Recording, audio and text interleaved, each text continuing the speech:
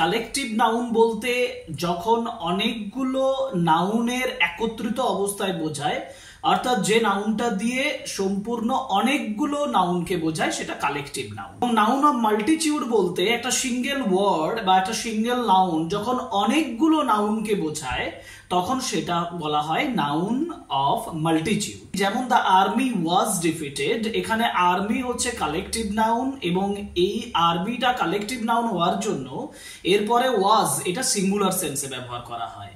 The committee has approved the decisions, the committeeও ঠিক একই রকম ভাবে কালেকটিভ নাউন হিসাবে সিঙ্গুলার সেন্সে ব্যবহার করা হয়, কিন্তু যখন নাউন অফ মাল্টিটিউড ব্যবহার করা হয় তখন কিন্তু সিঙ্গুলার সেন্স ব্যবহার হয়, তখন সেটা প্লুরাল সেন্স ব্যবহার হয়। যেমন the jury were divided in their opinions, এখানে জুরি বলতে জুরি মেম্বারসদেরকে বলা হয়, যার জন্য জুরি ওয়্যার ডিভাইডেড।